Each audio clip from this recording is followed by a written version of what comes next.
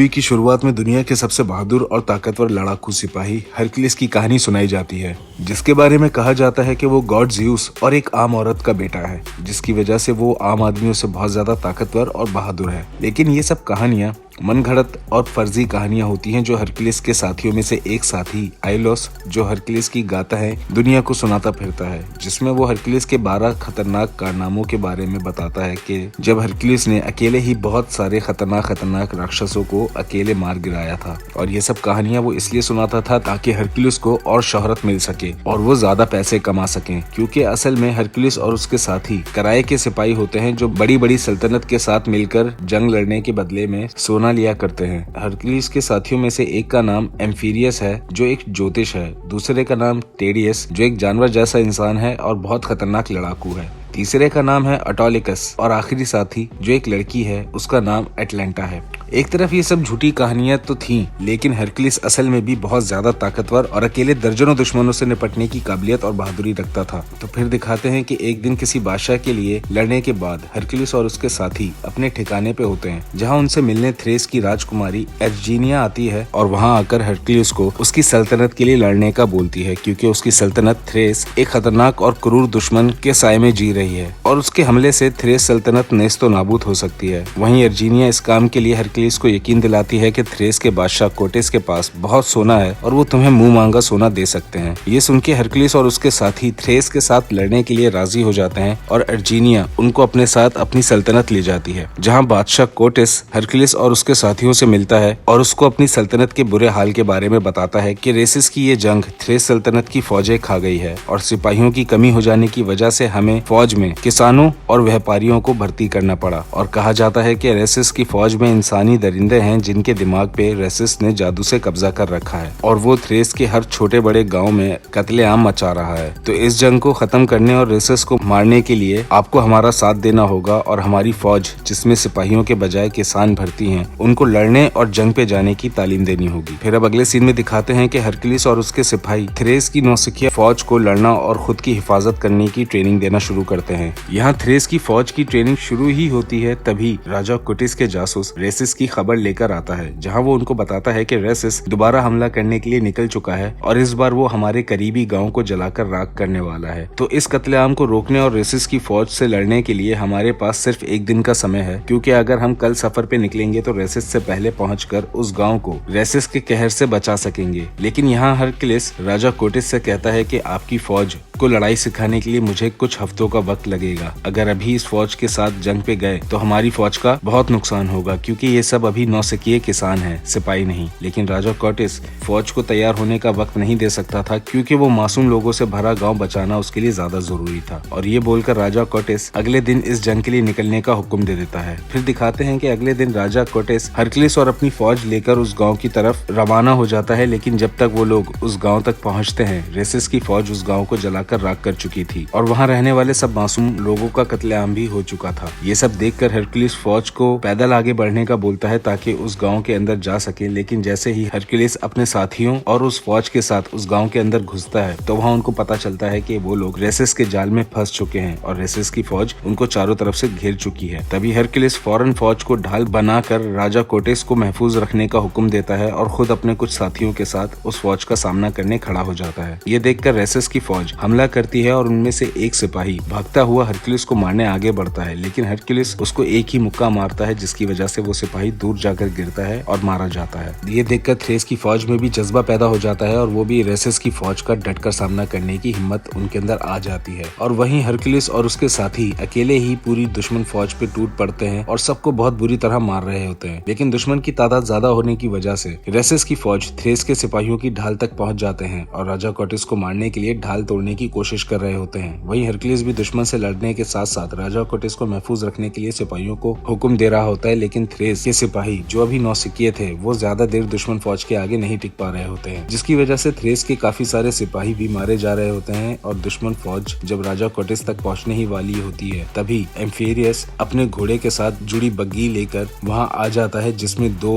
बड़ी तलवारें लगी होती हैं, जिसकी मदद से वो राजा कोटिस तक पहुंचने वाले दुश्मन सिपाहियों को दूर रखने की कोशिश कर रहा होता है। वहीं हरक्यूलिस भी दूसरे घोड़े के साथ रेसिस की फौज का सफाया कर रहा होता है, जो देखकर दुश्मन फौज पीछे हटना शुरू हो जाती है और अपनी जान बचाकर वापस भाग जाती है। लेकिन फिर भी इस हमले में थ्रेस के काफी सारे सिपाही मारे जाते हैं, जिसके बाद राजा कोर्टेस हरक्लिस की वजह से दुश्मन को मार भगाने के बाद हरक्लिस की जाबाजी से बहुत खुश होता है और हरक्लिस के कहने के मुताबिक थ्रेस की फौज को दोबारा से जंग में उतरने से पहले उनकी जंगी तालीम पूरी करने के लिए पूरा वक्त देने के लिए मान जाता है, ताकि उनको लड़ाई के साथ साथ जंग लड़ने की तकनीक भी सिखा सके। फिर अब अगले सीन में दिखाते हैं कि राजा कोर्टेस के लिए हरक्लिस और उसके साथी थ्रेस की फौज को फिर से ट्रेन करना शुरू करते हैं, ताकि रेसिस और उसकी फौज का जड़ से खात्मा कर सके। जहाँ हरक्लिस अपने साथियों के साथ मिलकर सब सिपाहियों को तलवारबाजी, तीरंदाजी और इंसानी ढाल बनाने की तकनीक सिखाता है, जिसके साथ वो लोग जंग में दुश्मन का डटकर सामना कर सकें। और जब हरक्लिस थ्रेस की फौज को पूरी तरह से जंग के लिए तैयार कर देता है, तो फिर से राजा कोर्टेस रेसिस और उसकी फौज को खत्म करने के लिए जंग पे जाने के लिए निकल जाता है। और इस बार थ्रेस की फौज पहले से बहुत ज्यादा काबिल और लड़ाकू बन चुकी थी, जिनको जंगी तालीम खुद हरक्लिस ने ही दी थी। फिर एक जगह आकर थ्रेस की फौज रुक जाती है, जहाँ उनको रेसिस और उसकी फौज के होने की खबर मिली थी। तभी वहाँ रेसिस खुद अपनी फौज के साथ आ जाता है और पहले राजा कोर्टेस के पास आकर उसको हथियार डालकर सरेंडर करने का बोलता है, क्योंकि रेसिस की फौज थ्रेस की फौज से 3 गुना ज्यादा होती है। लेकिन राजा कोर्टेस उसको हथियार डालने के बजाय जंग करने का बोलता है, तो रेसिस गुस्से में वापस पीछे अपनी फौज तक चला जाता है और अपनी फौज को हमला करने का हुक्म दे देता है। वहीं हरक्लिस भी थ्रेस की फौज को जंग के लिए अपनी पोजीशन लेने का बोलता है और ढाल दीवार बनाकर राजा कोर्टेस को महफूज करने का हुक्म देता है। इतने में रेसिस की फौज उन तक पहुंचने ही वाली होती है, तभी हरक्लिस के इशारे से एटलांटा और टेडियस घोड़ों पे सवार होकर तीरंदाज सिपाहियों के साथ रेसिस की फौज पे हमला कर देते हैं, जिनके तीरों से रेसिस के काफी सारे सिपाही मारे जा रहे होते हैं। लेकिन फिर भी वो लोग रुकते नहीं हैं और थ्रेस की फौज तक पहुंच जाते हैं, जिसके बाद दोबारा से हरक्लिस अपने साथियों के साथ दुश्मन का डट के सामना करता है। और क्योंकि इस बार थ्रेस की फौज पूरी तरह जंगी तालीम के साथ तैयार होती है, वो भी रेसिस के सिपाहियों को भारी टक्कर दे रहे होते हैं और किसी को भी ढाल दीवार तोड़कर अंदर घुसने नहीं देते। वहीं हरक्लिस भी अपने साथियों के साथ रेसिस की फौज को मिट्टी चटा रहा होता है और देखते देखते रेसिस की फौज फिर से पीछे हटना शुरू हो जाती है और अपनी जान बचाकर भागने लगती है। ये देखकर रेसिस गुस्से में अकेले राजा कोर्टेस को मारने उसकी तरफ बढ़ना शुरू करता है, लेकिन हरक्लिस वहाँ रेसिस को उसके घोड़े के साथ ही उठाकर पटक देता है, जिसके बाद रेसिस और उसके कुछ जिंदा बचे सिपाहियों को कैदी बनाकर राजा कोर्टेस अपने राज्य वापस ले जाता है। तो कैद में जाने से पहले रेसिस हरक्लिस से बात करता है और उसको बताता है कि तुमने एक मुल्क को गुलाम बनाने में एक जालिम का साथ दिया है और जिस गांव को तुमने जला हुआ देखा था वो मैंने नहीं बल्कि राजा कोर्टेस ने जलवाए थे, और उस गांव में होने वाला कत्लेआम भी राजा कोर्टेस के हुक्म से किया गया था, ना कि मेरे हुक्म से। ये सुनने के बाद हरक्लिस थोड़ा शक में आ जाता है और फिर जंग जीतने के बाद होने वाले जश्न में हरक्लिस अर्जीनिया की आंखों में रेसिस के लिए हमदर्दी देखता है। तो हरक्लिस का शक और पक्का हो जाता है, जिसकी वजह से वो अर्जीनिया को अकेले में रोककर उसको सच बताने पे मजबूर करता है। तो वहाँ हरक्लिस को पता लगता है कि असल में राजा कोर्टेस ही इस जंग के लिए जिम्मेदार है। और इस सब में अर्जीनिया अपने फादर राजा कोर्टेस का साथ इसलिए दे रही होती है क्योंकि वो जानती है कि उसका बाप एक खतरनाक जालिम इंसान है, जो तख्त और ताकत के लिए पहले भी अपने भाई का कत्ल करके थ्रेस की राजगद्दी पे कब्जा कर चुका था।